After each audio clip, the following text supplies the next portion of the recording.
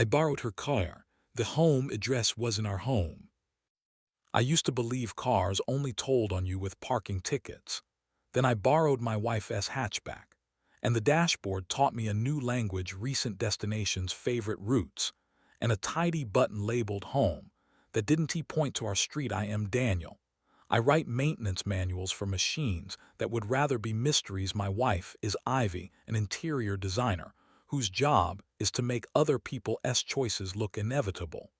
We have been married 6 years, which is long enough to collect soft rules like magnets on a fridge, no work talk in bed, take the dog to the park. Even when the weather doesn't want you to tell the truth before it turns into daycare on a Tuesday, because Tuesdays are reliable villains. I took Ivy's car to get new wiper blades. My sedan was at the shop learning humility after losing a fight with a pothole.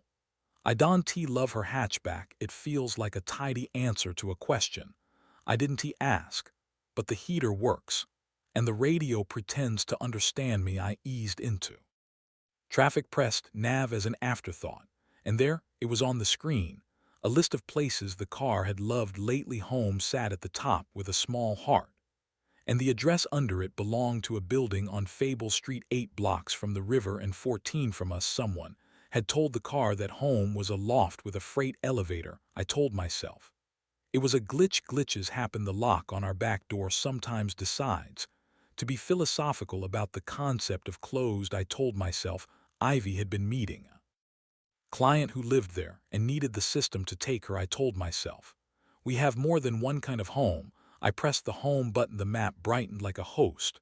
The route threaded through streets my hands knew by muscle memory, then bent left in a way that felt like a dare. I wasn't going to go. I only wanted to see if the car believed its own story. My turn signal clicked by itself. At least that's how I remember it. Fable Street looks like money bought a second childhood, and did it right this time. Brick warehouses turned into lofts, a cafe that sells bread by the mood, dogs that look like unresolved equations. I had no plans are where you put fear and call it architecture. I parked 2 blocks away and practiced my face in the rearview mirror. I wanted the expression of a man who was simply returning a library book to a building that didn't have a library. The lobby was a thesis on warm minimalism. A man carried a bike into the elevator like it was a pet. The concierge looked at me with that professional amnesia, good at forgetting faces. It hasn't learned. Yet I stared at the directory. 403K Porter. I didn't know a K. I didn't know a Porter. I knew only the 4 and the 3. And the way the 0 looked like a mouth about to say wait. I left. I am not the walk into the elevator kind. I went to the cafe and ordered tea in a town that finds tea suspicious. I watched the entrance to 403's building, as if doors have tells at 12:37. Ivy came out. Her hair was up and impatient in the way it gets when she's been thinking hard with her hands. She wore the black coat we bought with a tax refund, the one that makes her look like she can fix anything except the weather. She wasn't alone. A man in a blue flannel came after her, the comfortable kind of handsome that belongs to people who don't wonder whether rooms like them. He said something. Ivy laughed, not loudly, but with her shoulders. He touched her elbow. She turned away before he had to remove his hand. They hugged, the graceless kind of hug that happens when two people are arguing with gravity. Then they separated like they were good at obeying signs.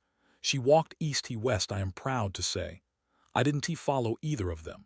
I sat there with tea that had stopped trying to be hot and waited for my pulse to stop auditioning for a job.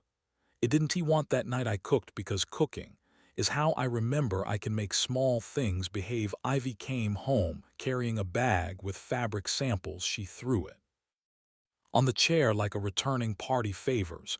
She kissed me, decent and familiar, then found the dog and gave him the kind of greeting most humans never receive. How were wipers? She asked, picking a thread from her sleeve. Helpful. I said I learned to see. I flipped a pancake and watched the edges decide. We ate standing at the counter. We are good at standing. Midway through her second pancake, Ivy said we need to pick a color for the bedroom. Clients get clarity We get beige, she grinned, or we could be bold, and do green like your worst tie. Green is for people who forgive easily, I said. And I don't know why I said it like that. I forgive you for that tie, she said, laughing. And for owning a manual pasta maker you used once. And for a second I was pulled back into the soft gravity of us. Then the car's screen returned, mouth open, pointing to Fable Street. And the gravity shifted. Where's home? I asked, trying for lightness and missing according to your car. She blinked, looked at me, then at the dog, as if the dog would cue her line. Our house, she said. Where else? Fable Street. I said, Unit 403. She set the plate down. She is not a person who pretends surprise, which is something I love and now wanted to hate. She didn't pretend. Now client. She said, Kellen Porter.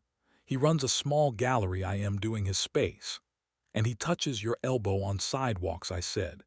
Is that part of your rate? The sentence hung like a light bulb. No one pulled a chain on. Ivy went very still. Don T, she said. Don T, turn. Telling into theater. I drove there, I said, because the part of me that resents shame had not learned to whisper. I saw you. I should have told you the address. She said, I should have told you I was there. She waited, then added very quietly, I kissed him. Once. She didn't dress it up or apologize. Before the sentence finished, it was an accident of proximity and bad timing. It was also on purpose. There are versions of me who throw plates. I am not any of them. I rinsed mine and set it in the dishwasher, as if logic could still be applied to anything. Okay. I said to the steam, we have to decide if we live inside a room that doesn't have a window, or if we open one and risk the weather. Are you? She swallowed. Are we talking about open? We were talking about not lying, I said. If that means doors instead of locks, then it means doors.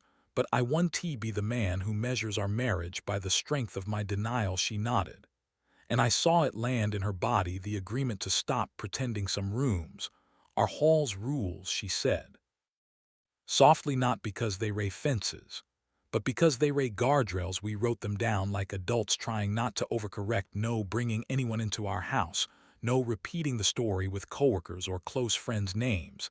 Said aloud, schedules where a phone can find them if either of us starts feeling more broken than brave. We pull the ripcord. We promise to want each other even while admitting we sometimes want other people. We promise to say it without making the other person a villain. I called a therapist because I like professionals who like clipboards. We learned to use sentences that sound like instructions manuals and feel like relief. I feel I am willing to try. Can we stop here? We learned that marriage is a tool you maintain, not a badge you wear. Until it tarnishes. Fable Street didn't disappear just because we wrote it down. I went there once more for myself.